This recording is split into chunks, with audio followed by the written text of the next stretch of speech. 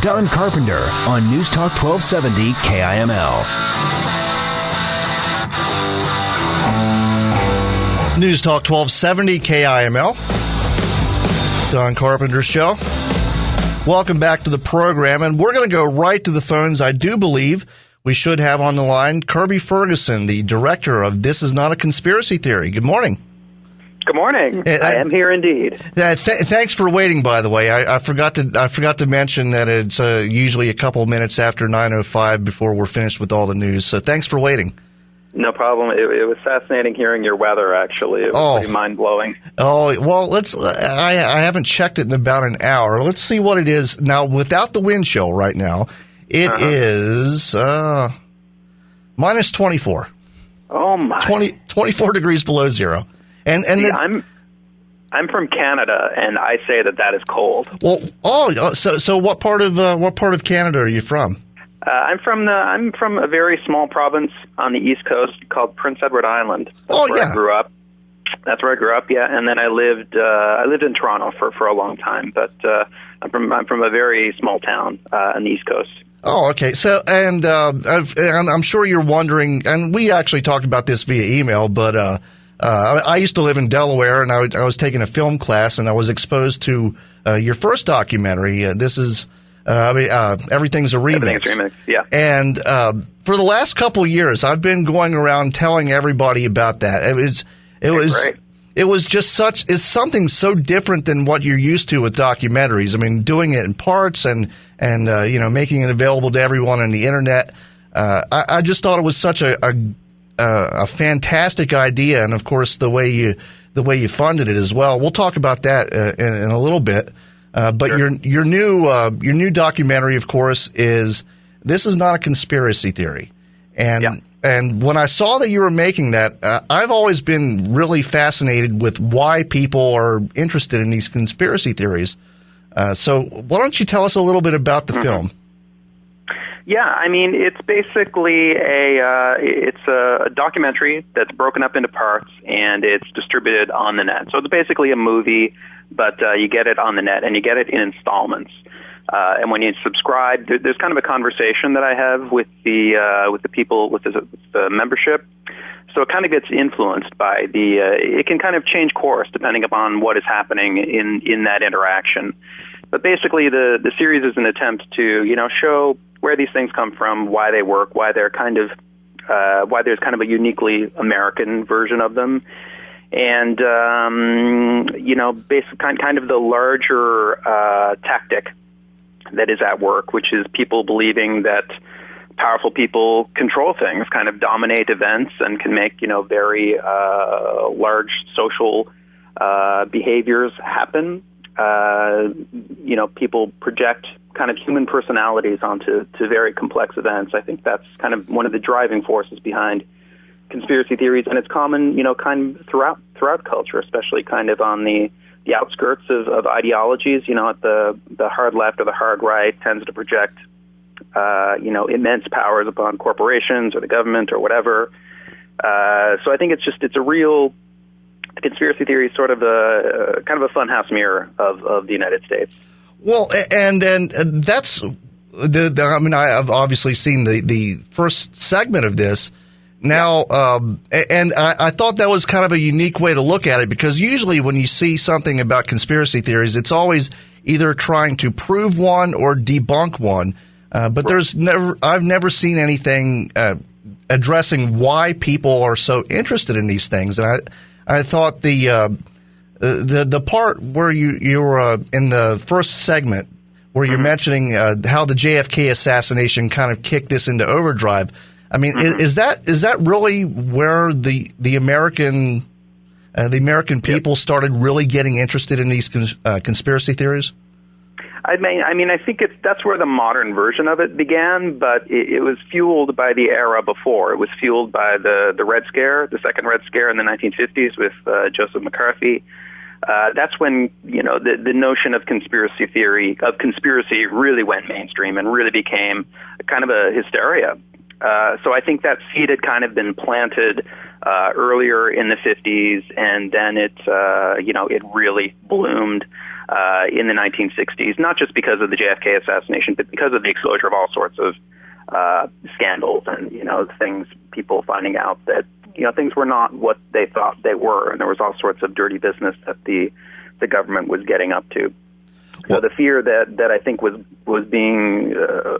directed at communists originally turned inwards. It turned towards the government. And to me, that's the modern version of conspiracy theory. Now, do you think that the electronic media sources have been kind of a catalyst for this because it allows spreading of information so quickly? I mean, you mentioned the internet in the first segment, but I'd imagine live TV. That had to be kind of the predecessor for being a catalyst for making these things spread so quickly. Sure, yeah. I mean, anytime you've got media that is not being that is coming out fast and it's not being reflected upon, it's not being put into a larger picture, it's just a direct streaming of events, then, if there aren't sort of conspiratorial ideas that are in it, certainly people can draw those conclusions from what they're seeing. And you get a lot of chaos in news that comes out fast. Like when you watch a lot of documentaries about 9/11, the 9/11 Truth documentaries, a lot of the stuff that they cite is live news coverage, and that's because there's so much chaotic and conflicting and just plain wrong information that comes out in that period. So you can kind of form this patchwork that seems very persuasive to yourself, but it's really kind of built out of stuff that's not very reliable. Well, yeah, and I think for those of us who were watching the coverage on 9/11 live, I mean, every hour there was a different story, and I mean, I remember stories of other planes that never materialized and all this kind of stuff. So, I mean, I'd imagine that kind of stuff gives conspiracy theorists a lot of ammo, and they can just kind of cherry pick those things. Absolutely, and then the net sort of takes that to a whole new dimension because then all this stuff can be linked together, and you can feel like as you head from one link to another about the 9/11 Truth movement or whatever, it can feel like this vast universe. It can feel like this really rich world of research. But what you're really doing is you're in this very tiny subculture. But because you're kind of navigating it freely by clicking all these links, you feel like it's this, you feel like it's a whole universe. So it creates this illusion that it's much bigger than it actually is. Well, yeah, and you're absolutely right about that. I mean, I've seen that at work as well, and there are a lot of radio guys that make their living off doing that kind of stuff, and I always just found that kind of fascinating. Do you have I mean, I know you probably had to research all kinds of conspiracy theories. Do you have a favorite one? I get asked that a lot. That's so. You know what? I generally find them disappointing. I love what they attempt to do. I do find them kind of endearing, because they attempt to show you the deeper reasons for why something is happening, and that's. I hope to popularize some scientific ideas about that in the series. So I admire that they try to show you kind of a hidden order behind events. They aspire to do that. I don't think they do a very good job of it, but I like that about them. That's the major thing that I like about them, is that they attempt to find patterns and show you what those patterns mean. I admire that they do that. But generally speaking, I don't find many of them very interesting. I find the alien ones probably the most fun, simply because that's the most pleasing idea to me. I like the idea of other forms of intelligence. So I think I like the UFO ones the best, probably. Yeah, and I think they're probably a little bit less cynical as well. I mean, I guess kind of wildly optimistic generally. Yeah, and I mean, maybe a little bit of hiding UFOs in the desert in New Mexico somewhere, but nobody's really getting hurt. So I think those can be a little bit more fun. Yeah, that's a pretty good. Did you run across any that were just so weird that you couldn't believe it? I don't know. I mean, I find the moon landing pretty far out. Yeah. I find the moon landing hoax pretty out there. But the 9/11 Truth movement is pretty wild. I'm not sure how that can seem persuasive to folks, that something that complex, that vast a conspiracy can happen and not have any real credible evidence behind it. So I find that one pretty wild and pretty weird. You have to do, I don't know, I feel like you kind of got to pretzel your brain around quite a bit to get that one to work. Well, and you're still living in Brooklyn, right? That's right. I'm in New York. Yeah. So I mean, you've been to the site. You've seen the enormity of what actually happened. I think watching it on a little TV screen, you didn't really see the enormity of it, and then you can kind of question how certain buildings fell down and that kind of stuff. But and how many witnesses and how many people, the thousands and thousands and thousands of people involved. It was a vast thing. It wasn't like, at least with like the JFK conspiracy theory, at least that's small. It's a simple thing. It's a murder. You know, they happen all the time. There's certainly conspiracies that result in murder, so it's conceivable that there could be more to it than we think. But I feel like the 9/11 one doesn't pass that test. It's just too big. There's too many players involved for there to be no decent evidence. Yeah. So we'll shift gears a little bit. Sure. What led you to actually pick this particular topic for this documentary, for your follow-up? Yeah, I think it's sort of a similar theme. Everything is a Remix, basically, to recap it for anybody who didn't see it. It was about how... And they should see it, by the way. Yes, I would say that as well. Everything is Remix was about how creativity is basically like remixing. So you copy things, you transform them, you combine them, and that's how we make new stuff. We don't make new stuff sort of out of the blue. We are dependent on the works that came before us and the works that surround us. That's not to say that talent doesn't exist and that your hard work doesn't matter and all that, but you do need these other things to build with. And I think this is not a conspiracy theory. Ultimately will be, and I've just started it, but ultimately it has sort of a similar theme. It's sort of about the boundary between the individual and society.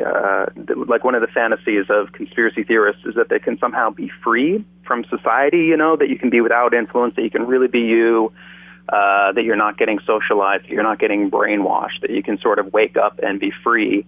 But to me, there is no boundary between an individual and a society. You are a part of society. And I think by understanding that, you are more free just by understanding the way that you are embedded in a society and the way that influences you. Well, and I guess that would be, unless you live in 50 miles away from everyone else in a cabin somewhere, you have to interact with other people, and I'd imagine accepting that fact instead of trying to shun it would be a little bit more liberating.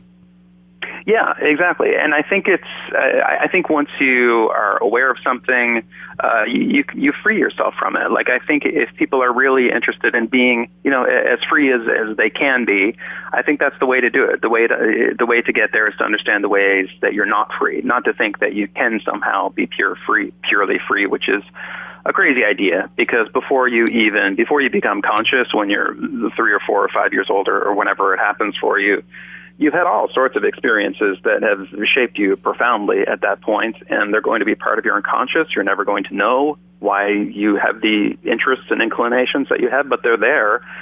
And until we somehow give birth to ourselves, we can never really be free. Well, that is fascinating. Now, and I came on at the end after the last part of Everything is a Remix was released, so I didn't really go through the process of how you developed it. So this is something that's you don't. I mean, I guess you have a general direction you want to go, but you don't really know where this is going to end up, do you? I do have an outline. I think I know a fair amount, and I've been researching it. I was researching it for 2 years before I launched it. So there's a fair amount that I know, especially about the first 2/3 or so of it. But it is fairly open, and it can change. And I just found it really rewarding doing Everything is a Remix. And I didn't think of this when I started it. When I decided to put it out in parts, it was a way to make it easier for me. Just, it's smaller chunks. It's more, I can handle that rather than doing something longer. But then I realized that by releasing it like that, I got exposed to all these things that I would never have heard, that I wouldn't have been able to integrate into the story if I'd heard them after I made it. because there's no kind of peer review like putting something on the internet. Like you're going to find out all the little things, all the little errors you made. You'll get exposed to all sorts of stuff that you can't possibly know about because you're just one person. So you get to really tap into the collected wisdom of an audience, and I think it's a pretty fascinating way to work. Well, and it is definitely different than what I think most people are used to with documentaries, and I that's one of the things I really found fascinating about it. I mean, of course, you're also doing crowdfunding for this as well, right? Yep. I'm selling this one, actually. I did a Kickstarter campaign to launch it, to develop it, and now it's for sale. So everybody can see the first one, and then you subscribe for $12 to get the full series, and you get access to like behind the scenes where you can, talk with the other members and send me ideas and stuff like that. And then ultimately, the pieces will be joined up into a movie. It'll just become a conventional movie at that point. It'll be sold more conventionally, and then somewhere down the line, after another year or two, it will just get released into the wild.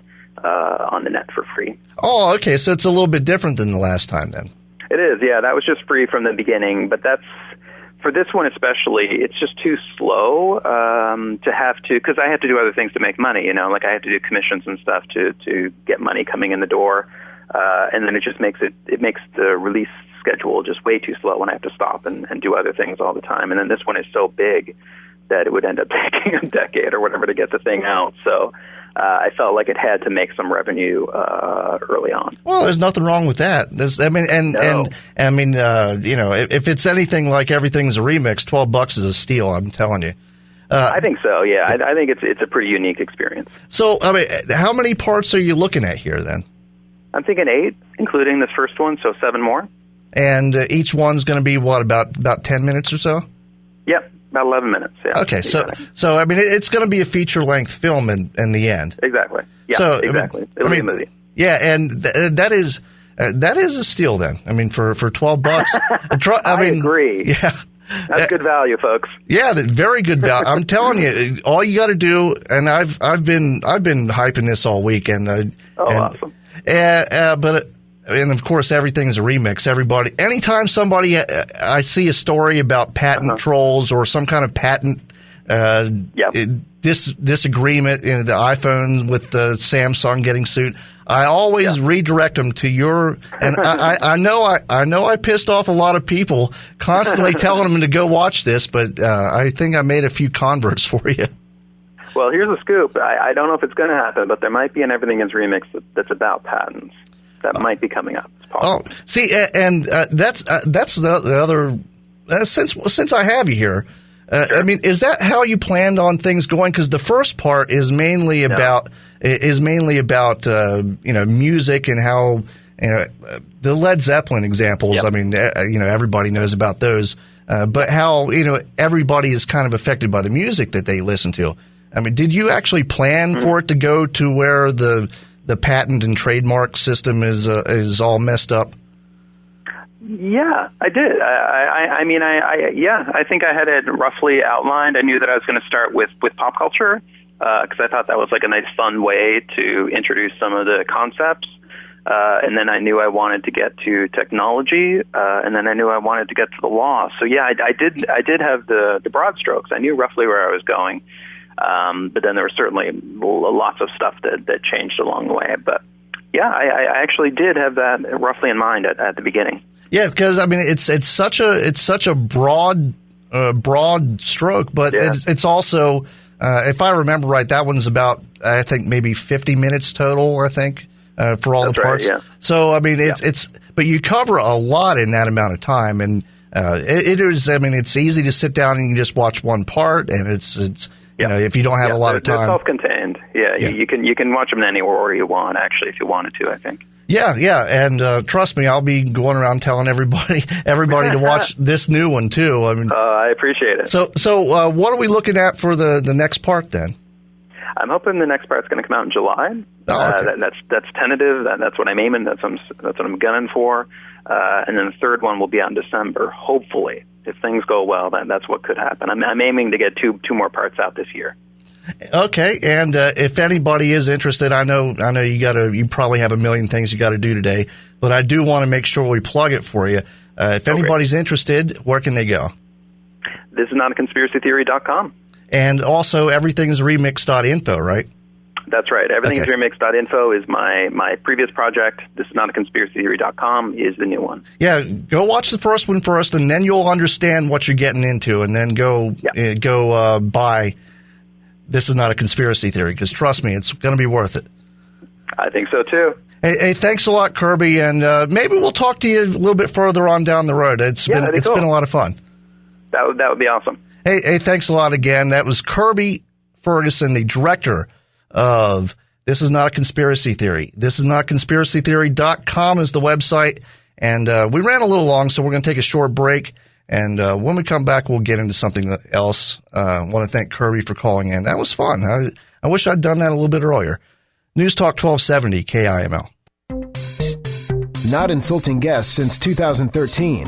Don Carpenter on News Talk 1270, KIML.